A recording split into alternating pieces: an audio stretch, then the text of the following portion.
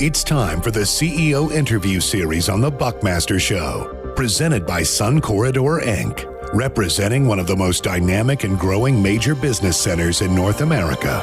Sun Corridor, Inc. is a CEO-driven regional alliance whose members aggressively champion mega regional issues that impact economic competitiveness and quality of life. The organization has helped to drive significant business investment into the Tucson and Southern Arizona region through primary job creation, resulting in an economic impact of $29.5 billion, with 173 company locates and expansions, supporting nearly 51,000 jobs. For more information, visit suncorridorinc.com. And joining us now on the Buckmaster Show live line, Steve Zylstra, President and CEO of the Arizona Technology Council. Steve assumed that role back in 2007. Mr. Zylstra is a member of the Sun Corridor Board of Directors. Steve, how are you? I'm terrific. It's been a long time since I've been on this show, so it's exciting to be back. Boy, how many? It's been, as you said, I want to say 10 years. Has it been that long? I don't remember. I think we had you perhaps when I had the television show over on Channel 6, and then I think we had you early on in the radio show as well. But anyway, it's good to reconnect with you. Tell our listeners, Steve, how the mission is going. What is the Arizona Technology Council? Well, first of all, our mission is to promote, advocate, educate, inform, and connect our members and their enterprise. We really exist for one reason, and that's to help our members succeed at what they do. Our members are essentially technology companies throughout the state.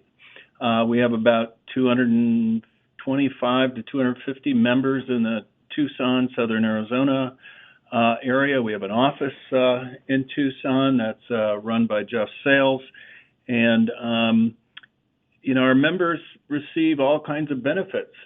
They get to attend events either free or at a lower cost than non-members. We negotiate lower cost products and services on their behalf. We have an association health plan to provide insurance benefits. We have a multiple employer plan, 401k, to provide retirement programs for our members. And even if you had 4 employees, you could have a legitimate 401k for your employees. So lots of things that we do, programs and events, research. We have a magazine called Tech Connect, a monthly newsletter called Tech Talk. So a full-service trade association supporting the tech industry statewide. How are we doing in Arizona when it comes to technology when you compare us to other states, Steve? Well, we're booming. I've been here since '84, and the tech industry has never been as robust. Whether you're talking about startups, expansion of existing tech-based companies, or the attraction of new companies by Sun Corridor and GPAC and the ACA, we've never seen this level of activity. We do a technology industry impact report on a quarterly basis, and believe it or not, there are now over 9,000 technology companies across Arizona. How many people are working, do you think, in that industry in Arizona? If you've got 9,000, you say, companies that are involved with tech, what do you think that translates, Steve, into the number of people who are dependent on the industry? It's approaching about 200,000. So it's a very big workforce, and it's one of the highest paying, highest quality workforces you can imagine. Just by example, and this is up in the Phoenix area, but Intel employs about 11,000 people in the Chandler area, and their average wage, including benefits, is about $151,000. So these are really, really good jobs. How's the legislative agenda looking for you? Well, we're very active this session. We've got 3 bills that we're leading on. One is to extend the enhancements that we made in 2008 and again in 2017 to the research and development tax credit, making it the best in the nation. It's actually a 24% credit on your first $2.5 million and 15% on anything that exceeds that. I'm very pleased to say that that bill, House Bill 2771, is on the governor's desk. So we have been sending him texts and emails and letters asking him to sign that bill, and we believe he will. Also, the Desert Angels are very active in the Tucson area. One of the reasons why is because of the angel investment tax credit. It's due to sunset in 2021. So we have a bill, House Bill 2409, that is just has to get through the House and back over to the Senate and then up to the governor's desk. We're hoping that happens before the budget negotiations end. We thought it might be up there by now, but hopefully before the end of the week. And that's so important because it incents investors to invest in early stage technology companies. It gives them up to a 35% tax credit on their state income tax for that investment. And Curtis Gunn, who used to run the Desert Angels, told me when it briefly went away for about 18 months, I think it was around 2016, they lost 40% of their investors. Wow. So it really is getting people off the sidelines to make these investments. So we're trying to extend it for another 10 years. Steve Zylstra, I was just going to tell our listeners we're speaking with Steve Zylstra, President and CEO of the Arizona Technology Council. Go ahead, Steve. Sorry to interrupt you. Well, one last priority we're working on. STEM is so important to the future of our state and the technology workforce, science, technology, engineering, and math.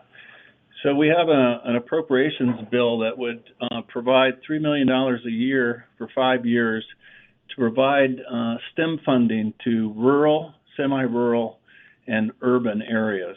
Those are areas that don't have all the same resources that, for instance, a lot of the suburban school systems have.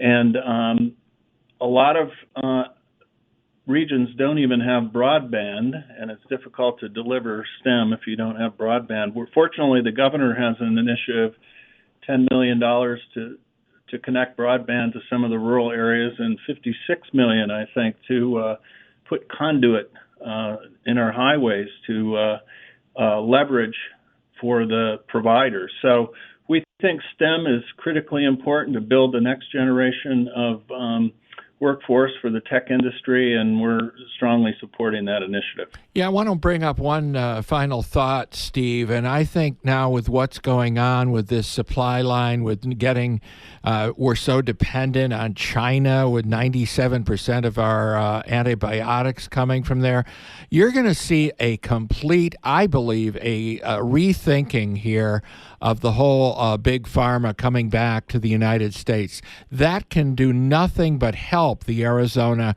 technology, what you're doing and what high tech here in southern Arizona. Well, I think there's going to be a number of implications from the coronavirus, even though it hasn't hit us very hard here in Arizona. What do we have? 7.2 million people, and then only 9 people are affected. But right. I think the problem is globally, people are shutting down. Countries are shutting their doors. We're now shutting our door to Europe, or vice versa, and it affects global supply chains. So that can have a negative impact. And as you point out, there can be all kinds of positive impacts too. People might start rethinking their supply chains, not expecting that this kind of a pandemic can impact them as much as it is. So I think we're all going to learn lessons from this experience and hopefully be better for it in the end. The good news is it will pass. There's a lot of hysteria out there right now. Right. South Korea, China, and Japan are on the decline. We're still on the rise. So we have to be careful, cautious, do some prudent things to protect ourselves. All right, we'll leave it on that a positive note. Steve Zylstra, the president and CEO of the Arizona Technology Council. Steve, would you like to give your website for the council, please? Yes, aztechcouncil.org. Love to have anybody connect with us. All right, and for folks wanting more information, and I hope they do, suncorridorinc.com. Steve, thank you very much. Have a great day. Bill, it's a pleasure. Thank you for having me. Thank you very much. That'll do it for our CEO interview series brought to you by Sun Corridor Inc. Coming up next on the Buckmaster Show in the Green Things Zocalo Village studio, let's get a TUSD update from board member Layla Counts, and she will be with us on the live line right after we take a break. Be right back.